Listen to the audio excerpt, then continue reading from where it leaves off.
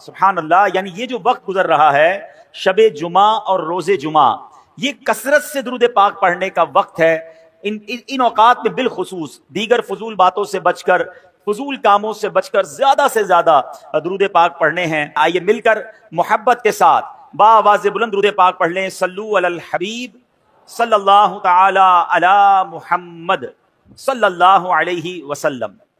پیارے اسلامی بھائیوں، بیر صبا یہ ایک تاریخی شہر ہے جو کہ فلسطین کے قریب ہے. یہ بہت بڑا شہر بن گیا ہے.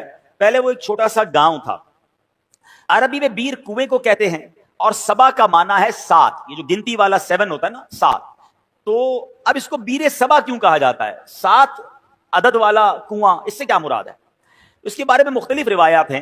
ایک روایت یہ ہے کہ اللہ کے نبی حضرت ابراہیم علیہ السلام کو جب آگ میں ڈالنے کا واقعہ پیش آیا تو آگ جب آپ کے لیے گلزار بن گئی، اس واقعے کے بعد آپ نے ایک علاقے بابل کی طرف ہجرت کی اور مصر سے ہوتے ہوئے اس جگہ پر پہنچے جہاں یہ بیر صبا، یہ کنواں موجود ہے. اس وقت حضرت ابراہیم علیہ السلام کی عمر جوانی کی عمر تھی. اللہ پاک نے آپ کو بہت سارا مال عطا فرمایا. آپ کے پاس مویشی جو تھے، گائے، بھینسیں اور دیگر جانور بہت زیادہ ہو گئے تھے.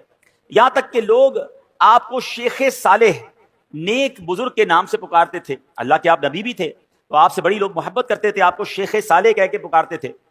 اب یہ ہوا کہ آپ کی کچھ لوگوں نے بے ادبی کی اور آپ سے کہنے لگے کہ آپ یہاں سے چلے جائیں. حضرت ابراہیم علیہ السلام نے کوئی لڑائی جھگڑا نہیں کیا، اپنا سامان اٹھایا اور آپ اس علاقے سے چلے گئے اور جبرون نامی شہر تشریف لے گئے، جس کو آج کل اس شہر کو الخلیل کہتے ہیں. بہرحال اللہ کریم انبیاء کرام کی یہ ادبی کیسے معاف فرماتا؟ اللہ پاک تو اپنے نبیوں سے بڑی محبت فرماتا ہے. رب کریم بے ادبوں کو ضرور سزا دیتا ہے. اب کیا ہوا کہ اس علاقے کے لوگوں کو یہ سزا ملی کہ جب وہ اس کنویں کے پاس پہنچے جہاں سے پانی لیتے تھے، وہ سارا کنواں جو ہے وہ سوکھ گیا تھا. بلکہ اس شہر میں جتنے بھی کنویں تھے سارے ہی سوکھ گئے تھے. یہ لوگ بڑے پریشان ہوئے کہ پانی کا ایک قطرہ نہیں، کدھر گیا پانی؟ کچھ لوگوں نے کہا کہ شیخ صالح کی بے ادبی کی ہے، اللہ کے نیک بندے کو ہم نے تنگ کیا ہے، یہ ہو سکتا ہے اسی وجہ سے بے ادبی کی ہمیں سزا ملی ہے. اب یہ لوگ پھر حضرت ابراہیم کی بارگاہ میں حاضر ہوئے، معافی مانگنے لگے کہ حضور ہمیں معاف کر دیں، ہم نے آپ کو باہر نکال دیا، حضور واپس آ جائیں، اس شہر میں پھر کرم فرمائیں. حضرت ابراہیم علیہ السلام نے کہا کہ میں تو نہیں آتا، اب تم میری 7 بکریاں لے جاؤ، ایک ایک بکری کو ایک ایک کنویں کے پاس کھڑی کر دو، جیسے ہی وہ بکریاں کنویں کے پاس پہنچے گی انشاءاللہ کنویں میں پانی واپس آ جائے گا. اب یہ لوگ 7 برکت بکریاں لے کر واپس آئے. جو ہی انہوں نے بکریوں کو کنویں کے پاس کھڑا کیا، اللہ کی رحمت دیکھیں، اسی وقت کنویں ابل پڑے اور دیکھتے ہی دیکھتے پانی سے کنویں بھر گئے. اسی وجہ سے اس مقام کا نام بیر صبا یعنی 7 بکریوں والا کنواں، یہ نام مشہور ہو گیا. میرے پیارے اسلامی بھائیوں، اس واقعے سے کیا سیکھنے کو ملتا ہے؟ پہلے تو حضرت ابراہیم علیہ السلام کی کیا شان ہے، جو ذوالحجہ کا مہینہ ہے حضرت ابراہیم کی ہمیں یاد دلاتا ہے. جتنے حج کے ارکان ہیں اس میں حضرت ابراہیم کی، حضرت اسماعیل کی، بی بی ہاجرہ کی یادیں ہیں. صفا مروہ پر جائیں تو بی بی ہاجرہ کی یاد آتی ہے. اور سبحان اللہ، آپ ابو الانبیاء ہیں. یاد رکھیے حضرت ابراہیم کے بعد جتنے بھی انبیاء آئے اس دنیا میں، سب کے سب حضرت ابراہیم علیہ السلام کی اولاد میں سے ہیں. حضرت ابراہیم کا مقام سرکار دو عالم صلی اللہ تعالی علیہ وسلم کے بعد کائنات میں سب سے افضل اگر کوئی ہستی ہے تو وہ حضرت ابراہیم علیہ السلام ہیں. اور سبحان اللہ، حضرت ابراہیم کی جہاں اور بہت ساری برکتیں ہیں، آپ کی ایک اور شان یہ بھی ہے کہ آپ کا جو چہرہ انور ہے وہ سرکار دو عالم علیہ السلام سے بڑی مشابہت رکھتا تھا. میرے آقا علیہ السلام فرماتے جس کو ابراہیم کو دیکھنا ہو وہ مجھے دیکھ لے. نبی پاک کے چہرہ انور سے حضرت ابراہیم علیہ السلام کا چہرہ بڑا ملتا. تو سبحان اللہ، ایک تو ان کا مرتبہ اتنا بڑا. تو پتا چلا کہ اللہ والوں کی، اللہ کے نیک بندوں کی اگر بے ادبی کی جائے تو پھر رب عز و جل برکت اٹھا لیتا ہے، پھر اللہ اسے سزا دیتا ہے. علماء کرام موجود ہیں. میرا تو بہت چھوٹا سا مطالعہ ہے مگر 2 ہی چیزوں کے بارے میں پڑھنے کا موقع ملا کہ 2 برے کام ایسے ہیں، اگر کوئی بندہ ان 2 برے کاموں میں سے کوئی کام کرتا ہے تو اس کے بارے میں فرمایا یہ کام کرنے والا ایسا ہے کہ اللہ اس سے جنگ کا اعلان فرماتا ہے. یہ کتنے بڑے برے کام ہوں گے؟ وہ 2 برے کام کون سے ہیں؟ ایک تو سود کا کام کرنے والا، اور دوسرا فرمایا اللہ کے کسی ولی سے جو دشمنی کرے رب اس سے جنگ کا اعلان فرماتا ہے. اب مجھے بتائیے اللہ سے جنگ کر کے کوئی جیت سکتا ہے؟ نہیں نا. تو پھر ہر معاملے میں ہر طریقے سے کسی بھی صورت سود کے قریب نہیں جانا ہے. اب سوال یہ ہے کہ ہمیں کیسے پتا چلے اللہ کا ولی کون ہے؟ یہ ذرا سمجھیے گا میری بات. اللہ نے اپنے اولیاء کو اپنے بندوں میں چھپا کر رکھا ہے. دیکھیں انبیاء تو جن کے نام ہمیں معلوم ہیں وہ انبیاء ہیں, ٹھیک ہے, اور 1,00,000 کم و بیش 24,000 انبیاء جتنے بھی اللہ کے انبیاء ہیں سب پر ہمارا ایمان ہے. اب صحابہ کی بھی ایک لسٹ ہے کہ جنہوں نے نبی پاک علیہ الصلوۃ والسلام کا دور بھی پایا اور ان کا دیدار کیا یا ان کی صحبت اٹھائی, ایمان کی حالت میں ان کا دیدار کیا یا صحبت اٹھائی اور ایمان پر ان کا خاتمہ ہوا, وصال ہوا, وہ صحابی ہیں. لیکن ولی کو کیسے پہچانے؟ تو علماء فرماتے ہیں کہ اللہ نے اپنے ولیوں کو لوگوں میں چھپا کے رکھا ہے. ہو سکتا ہے آج شکارپور کے اجتماع میں اللہ کے بہت سارے اولیاء کرام موجود ہوں, ہمیں نہیں پتا. تو اب کرنا کیا ہوگا کہ ہمیں ہر مسلمان سے ادب سے بات کرنی ہے, ہر مسلمان سے پیار سے بات کرنی ہے, کسی کا دل نہیں دکھانا. کیا پتا میں کسی کے ساتھ بدتمیزی کروں وہی اللہ کا ولی ہو, اور ویسے ہر مسلمان کے ساتھ بدتمیزی سے بچنا ہے. ادب تو سب کا کرنا ہے, لیکن اللہ کے ولی کے ساتھ تو بیڑا غرق ہو جائے گا نا. تو اپنی زبان کو احتیاط سے استعمال کریں, لوگوں کے ساتھ جو ہے وہ بدتمیزی نہ کریں, کسی پر ظلم نہ کریں, کسی پر زیادتی نہ کریں. ہمیں کیا معلوم اللہ کی بارگاہ میں اس کا کیا مرتبہ ہے. بلکہ احادیث میں یہ مضمون ملتا ہے کہ کچھ لوگ ایسے ہوں گے کہ جو پرا گندا بال ہوں گے, یعنی بال بکھرے ہوئے ہوں گے, کپڑے ان کے اتنے اچھے نہیں ہوں گے, ان کو اپنی محفل میں کوئی نہیں بلاتا ہوگا, نہ آئے تو کوئی نوٹس بھی نہیں کرتا. آقا علیہ الصلوۃ والسلام فرماتے ہیں مگر اللہ کی بارگاہ میں ان کا وہ مقام ہوتا ہے کہ اگر وہ قسم اٹھا لے کسی معاملے پر رب ان کی قسم پوری فرما دیتا ہے. ہم تو عام طور پہ لوگوں سے ملتے بھی ان کے لباس کو دیکھ کے, ہاں یار یہ ذرا رکھ رکھاؤ والا ہے, اس سے ملنا ہے, اس کو ساتھ بٹھانا ہے, نہیں یار اس کے کپڑے میلے ہیں, یہ تو دکھنے میں بڑا غریب لگتا ہے, ٹوٹی ہوئی چپل پہن کر آیا ہے, اس کو کہاں اپنے قریب آنے دوں, اس کے کپڑوں سے بو آ رہی ہے. نہیں, کسی کے لباس, کسی کے حلیے, کسی کی غربت دیکھ کر اس کی بے عزتی نہیں کرنی ہے. سب کے ساتھ پیار سے پیش آئے. ہمیں نہیں پتا اگر وہ اللہ کا ولی ہوا اور کسی معاملے میں ہم سے ناراض ہو گیا نا تو چلتی گاڑی رک جانی ہے, سارے بنے کام بگڑ جانے, کیونکہ رب کا ولی ہے, رب کا دوست ہے. ہمیں نہیں پتا ہم کسی کے ساتھ زیادتی کریں اور پھر جب رب بدلا دے, رب کی قدرت کی طرف سے بدلا آتا ہے, تو ہم مارے جائیں گے, ہم تباہ و برباد ہو جائیں گے. تو اے میرے پیارے اسلامی بھائیوں, پہلا مدنی پھول یہ لے کر جائیے, کسی مسلمان کے ساتھ زیادتی نہیں ہونی چاہیے, کسی مسلمان کو تکلیف نہ پہنچائیں. حدیث پاک میں آتا ہے من آذا مسلمن فقط آذانی, میرے آقا فرماتے ہیں جس نے کسی مسلمان کو تکلیف دی وہ ایسا ہے جیسا اس نے مجھے تکلیف دی. فرمایا ومن آذانی فقط آذ اللہ, اور جس نے مجھے تکلیف دی وہ ایسا ہے جیسے اس نے اللہ کو تکلیف پہنچائی. بات کہاں تک جاتی ہے ایک مسلمان کو تکلیف دینے میں. اب وہ سوچے جو مسلمانوں کو گالیاں دیتے ہیں, وہ سوچے جو مسلمانوں کا مال دباتے ہیں, وہ سوچے جو چوریاں کرتے ہیں, جو زمین پر قبضہ کر لیتے ہیں, جو یتیم بیواؤں کا بلکہ اپنی بہنوں کا ورثہ دبا لیتے ہیں, وہ کیا جواب دیں گے اللہ کی بارگاہ میں؟ کیسے جواب دیں گے؟ تو کبھی کسی کو ہماری طرف سے تکلیف نہ ہو, اس بات کا خیال رکھیں. پھر اس واقعے سے ایک اور بات سیکھنے کو کیا ملی, سبحان اللہ, کہ تبرکات کی کیا ویلیو ہے. حضرت ابراہیم خود نہیں گئے, آپ نے 7 بکریاں بھیج دیں, اور جب وہ 7 بکریاں جاتی ہیں اس کی برکت سے سبحان اللہ ان کنووں میں پانی آ جاتا ہے.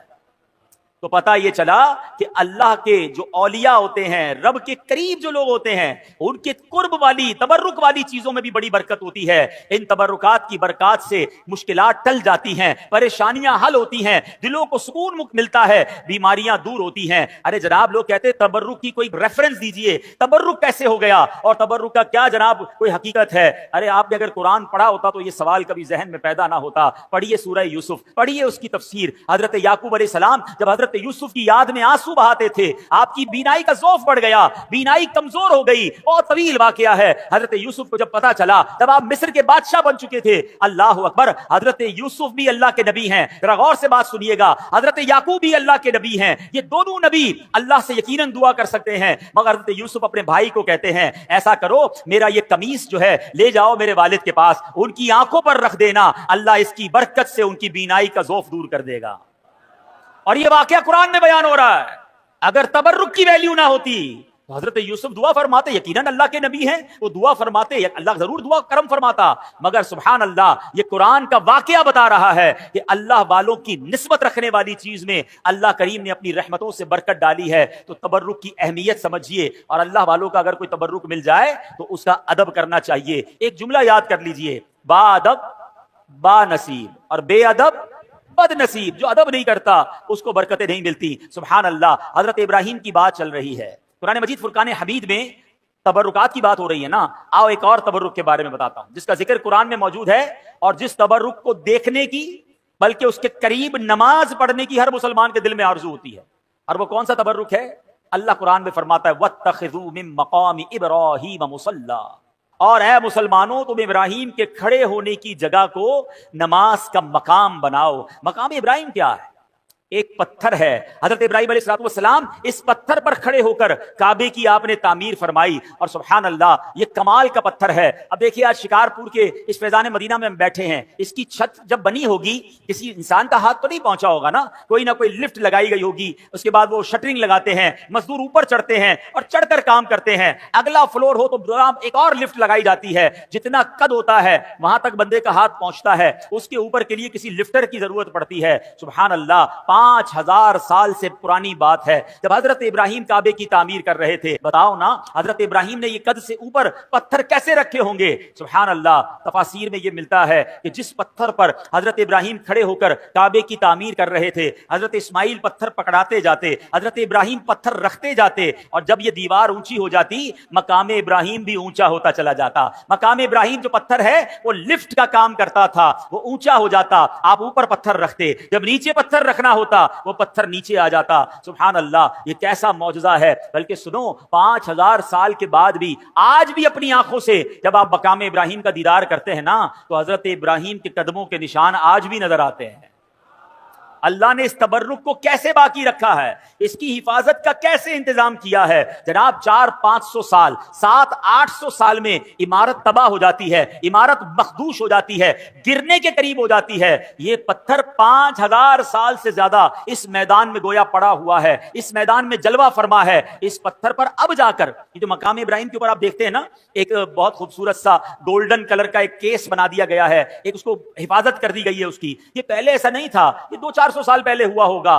ہزاروں سال سے کھلے میدان میں یہ پتھر موجود ہے. ہزاروں بارشیں گزری, ہزاروں آندھیاں گزری, موسم آگے پیچھے ہوئے, مگر اس پتھر پر آج بھی حضرت ابراہیم کے قدموں کے نشان موجود ہیں. یہ کیسا معجزہ ہے کہ ہم اپنی آنکھوں سے دیکھ رہے ہیں. اب ذرا آگے چلیے, اب بدرا بتائیے, قرآن کہتا ہے اس مبارک پتھر کو مصلی بنایا جائے, مصلی بنانے کا حکم دیا. اس کا مطلب کیا ہوا کہ کعبے کے سامنے ایسی جگہ کھڑے ہو کر نماز پڑھو کہ مقام ابراہیم تمہارے اور کعبے کے درمیان میں آئے. یعنی جب طواف کے بعد جو نوافل پڑھے جاتے ہیں, جو جس کو واجب الطواف کہا جاتا ہے, وہ اس جگہ کھڑے ہو کر پڑھنا مستحب ہے. حضرت عبداللہ بن عمرو بن عاص فرماتے ہیں رحمت اللہ تعالی علیہ, خیر المسجد خلف المقام وعن یمین الامام, یعنی پوری زمین میں سجدہ کرنے کے لیے 2 جگہ بہترین ہیں. نمبر 1 مقام ابراہیم کے پیچھے, اور نمبر 2 ہم جب بھی نماز جماعت سے پڑھیں تو امام صاحب کی سیدھی جانب. سبحان اللہ. یہ بھی پتا چلا کہ جب جب جماعت میں نماز پڑھنے کا موقع ملے, اللہ کرے با جماعت نماز ہم پڑھنے والے بن جائیں.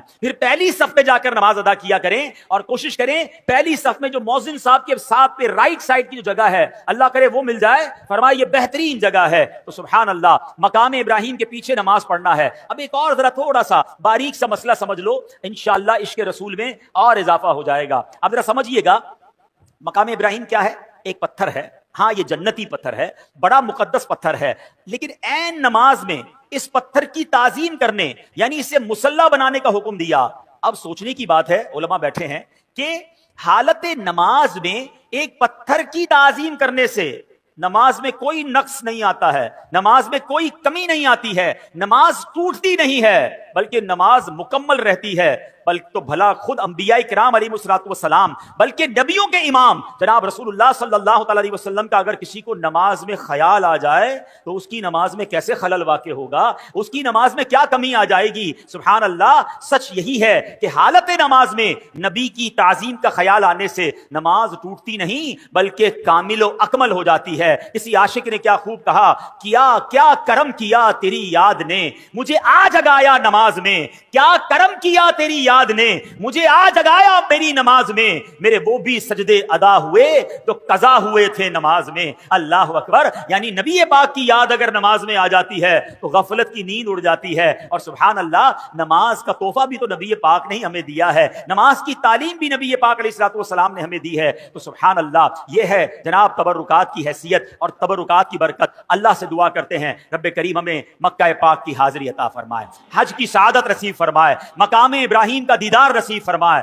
اور مقام ابراہیم کے پاس نماز ادا کرنا بھی نصیب فرمائے۔ ہاں ایک مسئلہ بتا دیتا ہوں، جب یہ فضیلت سنتے ہیں نا تو ہمارے کچھ حاجی صاحبان سمجھتے ہیں چاہے وہ عمرے پر جائیں یا حج پہ جائیں کہ جناب اب تو بالکل مقام ابراہیم کے پیچھے نماز پڑھیں گے تو نماز ہوگی ورنہ نماز ہی نہیں ہوگی۔ اب اس کے لیے وہ جناب طواف روک کر 4-5 بندے ہاتھ باندھ لیتے ہیں کہ نہیں بھائی ادھر ہی نماز پڑھنی ہے، اب اس پہ ہزاروں لوگ گزر رہے ہوتے ہیں اور اب ماشاءاللہ طواف میں تعداد بھی زیادہ ہوتی ہے، تو اگر مقام ابراہیم پر آپ کو جگہ نہ ملے تو حرم پاک میں جہاں بھی جگہ ملے آپ وہاں پر واجب الطواف جو ہے، جو نماز کے نوافل ہیں طواف کے، وہ ادا کر سکتے ہیں، وہ کہیں بھی ادا کر لیں، مقام ابراہیم پر جا کر ادا کرنا ضروری نہیں ہے۔ بہرحال میرے پیارے اسلامی بھائیوں، حضرت ابراہیم کا ذکر خیر ہو رہا ہے۔ ایک مرتبہ حضرت ابراہیم علیہ السلام سمندر کے کنارے سے گزر رہے تھے، آپ سبحان اللہ آپ علیہ السلام نے دیکھا کہ ایک لاش پڑی ہوئی ہے، حالت یہ ہے کہ سمندر کی مچھلیاں بھی اس سے نوچ رہی ہیں اور پرندے بھی اس کا گوشت کھا رہے ہیں۔ یہ دیکھ کر حضرت ابراہیم علیہ السلام کو بڑی حیرت ہوئی۔ ویسے حضرت ابراہیم علیہ السلام کا ایمان اور یقین کتنا پختہ تھا، اس پر تو کوئی کلام نہیں ہو سکتا، آپ جیسا کامل ایمان والا کون ہو سکتا ہے؟ یہ تو صرف ایک حیرانی تھی کہ یہ لاش جب کئی سارے ٹکڑوں میں بٹ گئی ہے، اس کا کچھ گوشت مچھلیوں کے پیٹ میں چلا گیا ہے، کچھ پرندوں کے پیٹ میں چلا گیا ہے، کچھ پانی میں لگ کر گل گیا ہے، ایک لاش کے اتنے سارے ٹکڑے بٹ گئے ہیں، قیامت آنے میں ابھی صدیاں باقی ہیں۔ حیرت کی بات یہ کہ اللہ کیسے قیامت کے دن مردوں کو زندہ کرے گا اور یہ سارا گوشت جو اس کا ہے اس کے جسم پر واپس آ جائے گا؟ تو سبحان اللہ، آپ نے رب کریم کی بارگاہ میں سوال کیا، رب ارنی کیف تحیی الموتى، اے میرے رب تو مجھے دکھا دے کہ تو مردوں کو کس طرح زندہ فرمائے گا۔ اللہ اکبر، اب آپ کا ایمان تو مضبوط ہے مگر آنکھوں سے دیکھنا چاہتے ہیں۔ اس پر کوئی اعتراض کر سکتا تھا کہ شاید حضرت ابراہیم کو کوئی شک تھا، لہذا اللہ پاک نے حضرت ابراہیم علیہ السلام کی زبانی ہی جواب دلوایا۔ ارشاد ہوا اولم تؤمن، کیا تجھے یقین نہیں؟ حضرت ابراہیم نے عرض کیا بلا ولکن لیطمئن قلبی، یقین کیوں نہیں مگر یہ چاہتا ہوں کہ میرے دل کو قرار آ جائے، اپنی آنکھوں سے دیکھنا چاہتا ہوں مولا تیری قدرت کیسی ہے۔ سبحان اللہ، میں دیکھنا چاہتا ہوں، مجھے علم الیقین حاصل ہے، مجھے عین الیقین یعنی آنکھوں سے دیکھ کر مزید پکا یقین حاصل کرنا چاہتا ہوں۔ سبحان اللہ، رب کریم نے کیا حکم دیا، رب کریم نے یہ خواہش کیسے پوری فرمائی؟ فرمایا ابراہیم 4 پرندوں کو لو، ان 4 پرندوں کو اپنے ساتھ کچھ ہلا بھی لو، اب ان 4 پرندوں کو ذبح کرو اور ان سب کا قیمہ بنا کر 4 کو ایک دوسرے کے ساتھ ملا لو اور ان 4 ٹکڑوں کو مختلف جگہوں پر رکھ کر انہیں پکارو، اللہ اکبر۔ حضرت ابراہیم نے کیا کیا، 4 پرندے لیے، ایک مور لیا، ایک مرغ، ایک کبوتر اور ایک گدھ، ایک روایت میں کوا، یہ 4 پرندے لیے، ان کو جناب ذبح کیا گیا، ان 4 کے سر حضرت ابراہیم نے اپنے پاس رکھ لیے اور ان کا قیمہ بنایا، قیمہ بنا کر 4 پہاڑوں پر الگ الگ رکھ دیا، کتنا مکسچر ہو چکا ہے۔ اور اب حضرت ابراہیم پکارتے ہیں اے کبوتر، اے مور، یا ایتھا الحمامہ، یا ایھا الدیک۔ آپ نے اپنی آنکھوں سے دیکھا کہ وہ قیمے کے اجزاء اڑنے لگے اور سارے پرندے دوبارہ بن گئے، سر نہیں ہے مگر دوڑتے ہوئے آئے اور حضرت ابراہیم کے پاس جو سر رکھے ہوئے تھے اپنے اپنے سر کو گویا اپنے سر میں لگایا، اپنی گردن میں لگایا اور وہ دانا چگنے لگے، پھر سے زندہ ہو گئے۔ اللہ اکبر، اللہ کریم نے حضرت ابراہیم کے سامنے اپنی قدرت کا کیا شاندار نظارہ دکھایا۔ یہ واقعہ قرآن میں موجود ہے مگر سبحان اللہ اس واقعے سے ہمیں بہت ساری باتیں سیکھنے کو ملتی ہیں۔ پہلی بات تو یہ سیکھنے کو ملی ہے کہ میرے رب کی قدرت کیسی ہے، میرا رب جو چاہے وہ کرنے پر قادر ہے، ان اللہ علی کل شیء قدیر۔ اور دوسری بات، حضرت ابراہیم نے پرندوں کو پکارا، قرآن کہتا ہے اے ابراہیم ان پرندوں کو پکارو، اور آپ نے پکارا یا ایھا الدیک، یا ایتھا الحمامہ، اے کبوتر، اے گدھ، اے مور، 4 پرندوں کو پکارا۔ سوال یہ ہے پرندے تو مر چکے تھے بلکہ ان کا تو قیمہ بھی بن چکا تھا، تو قیمہ بنے ہوئے مرے ہوئے پرندوں کو پکارنا جائز یا کہہ کر پکارنا جائز؟ تو اگر آج کوئی عشق رسول میں ڈوب کر یا رسول اللہ کہے تو اس کو تو کوئی پرابلم نہیں کسی کو ہونی چاہیے۔ اللہ کے نبی پکار رہے، قرآن میں رب فرما رہا ہے پکارو۔ اگر کوئی صحابی رسول کو پکارتا ہے یا صدیق یا عمر یا عثمان یا حیدر تو کوئی حرج نہیں ہے۔ غوث پاک کو پکارے، داتا حضور کو پکارے، حضرت امام حسن امام حسین کو پکارے۔ نبی اللہ جو ہوتے ہیں وہ حیات ہوتے ہیں، اپنی قبروں میں رزق پاتے ہیں، یہ تو حدیث پاک میں موجود ہے۔ تو اگر کوئی آج یا رسول اللہ کہے تو اس میں کوئی حرج نہیں، بلکہ چلے ایک اور بڑا آسان طریقے سے سمجھا دیتا ہوں۔ یہ تو میرے قرآن کی بات کی ہے، حدیث پاک تقریباً سبھی لوگوں کو یہ دعا یاد ہوگی جب ہم قبرستان جاتے ہیں۔ مشکات شریف کی حدیث میں بھی یہ دعا موجود ہے اور کئی سارے لوگوں کو یاد ہوگی۔ قبرستان کی دعا یاد ہے نا، السلام علیکم یا اہل القبور یغفر اللہ لنا ولکم وَأَنْتُمْ سَلَفُنَا وَنَحْنُ بِالْأَثْرِ. کیا خوبصورت دعا ہے. بلکہ اس دعا میں ایک میسج بھی بڑا پیارا ہے. اللہ کرے قبرستان جائیں تو یہ دعا کا میسج بھی تو سمجھیں. معنی کیا بنتا ہے اس دعا کا؟ السلام علیکم یا اہل القبور، اے قبر والو تم پر سلام ہو. یغفر اللہ لنا ولکم، اللہ تمہاری اور ہماری مغفرت فرمائے. وَأَنْتُمْ سَلَفُنَا، تم پہلے چلے گئے. وَنَحْنُ بِالْأَثْرِ، ہمیں پیچھے آنا ہے. کاش قبرستان جا کر یہ بات سمجھ آ جائے کہ یہ پہلے چلے گئے ہیں، ہماری باری آنے والی ہے. مجھے بھی اسی قبر میں جانا ہے، میرا بھی سب کچھ پیچھے رہ جائے گا. میں دنیا کے پیچھے اتنا نہ بھاگوں کہ قبر میں جب جاؤں تو وہاں مار پڑے. کاش اس دعا سے ہم یہ سبق حاصل کریں. اور سبحان اللہ، ایک مسئلہ کیا حل ہو گیا مجھے بتائیے. قبرستان شکارپور میں بھی ہوگا نا. قبرستان میں نیک لوگ بھی دفن ہوئے ہوں گے، گناہ گار بھی دفن ہوئے ہوں گے، نمازی بھی گیا ہوگا، بے نمازی بھی گیا ہوگا، عبادت گزار بھی گیا ہوگا، شرابی بھی گیا ہوگا. سارے قبرستان والوں کو جا کر آپ کیا کہتے ہیں؟ السلام علیکم یا اہل القبور. نیک کی قبر پر بھی یا اہل القبور، گناہ گار کی قبر پر بھی یا اہل القبور. مجھے بتاؤ، ایک عام مسلمان کو یا اہل القبور کہنے کی اجازت حدیث پاک کے ذریعے ہے. یہ دعا موجود ہے، نبی پاک یہ دعا کہتے ہیں. تو اگر میں داتا حضور کے قدموں میں جا کر کہوں کہ یا داتا حضور، تو اس میں کیا پرابلم ہے جناب؟ یہ تو حدیث پاک سے ثابت ہے. تو اس میں کنفیوز نہ ہوا کریں. امید ہے یہ مسئلہ بھی دور ہو گیا ہوگا. اچھا، یہاں علماء نے ایک بڑی پیاری اور بھی بات سکھائی، صوفیانہ تفسیر کی ہے اس واقعے کی. یہ جو چار پرندے ہیں نا، کبوتر، مرغ، مور اور گدھ، فرمایا ان چاروں میں ایک بری خصلت ہے. جو مور ہے نا، اس کو اپنی خوبصورتی پر بڑا ناز ہے، گھمنڈ، تکبر. جو مرغ ہے اس میں بڑی شہوت ہوتی ہے. فرمایا کبوتر بھی جو ہے اپنی اونچی اڑان پر بہت زیادہ غرور کرتا ہے. اور گدھ جو ہے اس کے اندر بڑی لالچ ہوتی ہے. کیا خوبصورت بات علماء کہتے ہیں، یہ چار بری عادتیں ہیں. حضرت ابراہیم نے ذبح کیا نا ان چار پرندوں کو. اگر تم بھی اپنے دل سے ان چار بری عادتوں کو نکال دو، ان چار بری خصلتوں کو ذبح کر دو، اس رب کریم نے چار مرے ہوئے پرندوں کو زندہ کیا تھا، وہ تمہارے مردہ دل کو بھی زندہ فرما دے گا. تمہارے دل میں بھی نور اللہ نور ہو جائے گا. بس ان بری خصلتوں سے اپنے آپ کو بچانا ہے. سبحان اللہ. اب ایک اور بات سیکھنی ہے اس واقعے سے جو آج کے دور میں بڑی امپورٹنٹ ہے. حضرت ابراہیم کا ایمان کتنا مضبوط ہے، پہلے یہ بات سمجھنا. ان کے ایمان کا صدقہ اللہ عطا فرما دے. ایسا ایمان تھا کہ اتنی بڑی آگ میں آپ کو ڈالا جا رہا تھا. آپ کی عمر کتنی تھی اس وقت؟ 18-20 سال.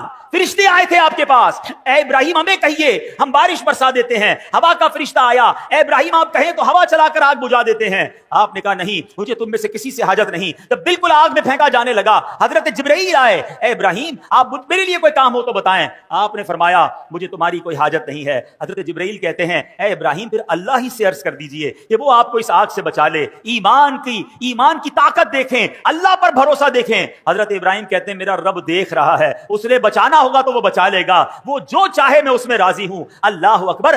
یہ ایمان تھا. حضرت ابراہیم کے ایمان کی بات کرتے ہو، آپ کے ایمان کا لیول یہ ہے کہ آپ کو حکم ملا اپنی زوجہ کو، اپنے دودھ پیتے بچے کو ایک صحرا میں چھوڑ کر آ جاؤ، جہاں پانی بھی نہیں ہے، جہاں آبادی بھی نہیں ہے. آپ اس جگہ پر چھوڑ آئے اور پھر مکہ آباد ہو گیا. آپ کو کہا جاتا ہے اپنے بیٹے کو ذبح کرو، آپ اپنے بیٹے کو ذبح کرنے چل پڑتے ہیں. ارے ایسا ایمان. اللہ اکبر. شاعر مشرق کہتے ہیں نا، اگر آج بھی ہو ابراہیم سا ایمان پیدا.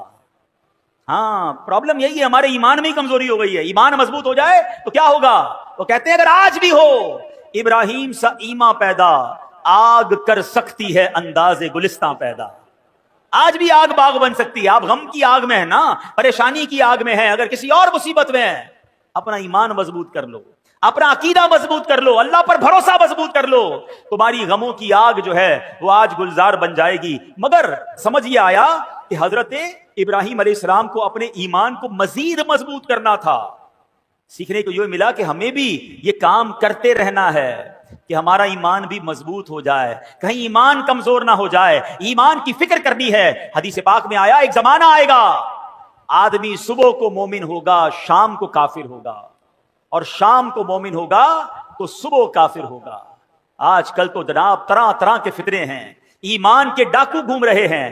معاذ اللہ کوئی عقیدہ ختم نبوت پر اٹیک کر رہا ہے، کوئی جناب ہمارے اولیاء کرام صحابہ کرام کے ہمارے جو ان سے تعلق ہے اس پر اٹیک کر رہا ہے، کوئی جناب انبیاء کرام کے بارے میں معاذ اللہ ہمارے دل سے محبت نکالنے کی کوشش کر رہا ہے. اور آج سوشل میڈیا کا زمانہ ہے، جس کو دیکھو سب کو سننے کا شوق ہے. نہ کرنا ایسا میرے پیارے اسلامی بھائیوں. جو لوگ ہمیں انبیاء کرام، صحابہ کرام، اولیاء کرام سے دور کرنا چاہتے ہیں، اور آج کے دور میں علماء کرام سے دور کرنا چاہتے ہیں، جنہوں نے ہمیں جوڑ کر رکھا ہے اس دین کے ساتھ ہمیں ان لوگوں کی بات نہیں سننی چاہیے. ایمان کی حفاظت کی فکر کیجئے, کیونکہ یہی بات اعلیٰ حضرت نے آج سے 100 سال پہلے سمجھا کر گئے. میرے رضا کہتے ہیں سونا جنگل رات اندھیری چھائی بدلی کالی ہے, سونے والوں جاگتے رہیو چوروں کی رکھوالی ہے.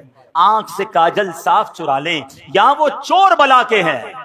کیسا محاورہ استعمال کیا, آنکھ سے کاجل کون چرا سکتا ہے؟ آنکھ کے اندر ہی کاجل ہوتا ہے نا. کہاں بڑے مکار چور ہیں, ایسی چالیں لے کر آئیں گے, دین کی بات کر کے تمہارا دین لے جائیں گے, ہیں علم کی بات کر کے تمہیں علم دین سے دور کر دیں گے, تمہیں کہیں گے قرآن ہی تو سنا رہا ہوں, مگر تمہیں اللہ رسول کی محبت سے آری کر دیں گے. اے میرے پیارے اسلامی بھائیوں, اب جاگنے کا دور ہے, سمجھنے کا دور ہے. کیا کہتے ہیں؟ آنکھ سے کاجل صاف چرا لیں یا وہ چور بلا کے ہیں. تیری گٹھڑی تاکی ہے اور تو نے نیند نکالی ہے, ارے تیرا ایمان چھیننے آئے ہیں اور تو اب غافل ہو گیا ہے. تو اے میرے پیارے اسلامی بھائیوں, حضرت ابراہیم کا یہ واقعہ بتا رہا ہے کہ ایمان کو اسٹرینتھن کرنے کے لیے, ایمان کو مزید مضبوط کرنے کے لیے ہمیں سوچنا ہوگا. پہلے کے دور میں فتنے کم تھے مگر ایمان بچانے کی لوگوں کو فکر زیادہ تھی. آج کے دور میں فتنے زیادہ ہیں, ایمان کے لٹ جانے کا جناب سبب زیادہ ہو گئے, مگر لوگ ایمان کی حفاظت کی فکر نہیں کرتے. آپ مجھے ایک بات بتائیں, اگر ہمارے پاس کوئی قیمتی چیز ہو اس کی حفاظت کی کتنا سوچتے ہیں؟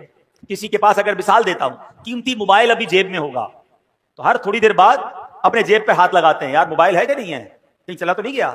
کوئی موٹر سائیکل قیمتی بار کھڑی کر کے آیا ہوگا یا گاڑی, اس کا دھیان بار بار جاتا ہوگا, یار لاک صحیح لگایا تھا نہیں لگایا تھا, کیونکہ قیمتی ہے. سونا ہو, پیسے ہوں اور تالے کے اندر گھر میں یا بینک میں رکھواتے ہیں. مجھے بتائیں ہم سب کے پاس سب سے زیادہ قیمتی چیز کیا ہے؟ بتائیے نا. ایمان سے بڑھ کر کچھ نہیں ہے. ساری دنیا کی دولت کسی کے پاس ہو اور ایمان نہیں, اس سے بڑا غریب کوئی نہیں ہے. اور میرے پاس کچھ نہ ہو, ایمان ہو, تو مجھ سے بڑا امیر کوئی نہیں ہے. کیوں؟ کہ جو ایمان سلامت لے کر قبر میں جائے گا نا, وہ ہمیشہ ہمیشہ جنت میں رہے گا انشاءاللہ.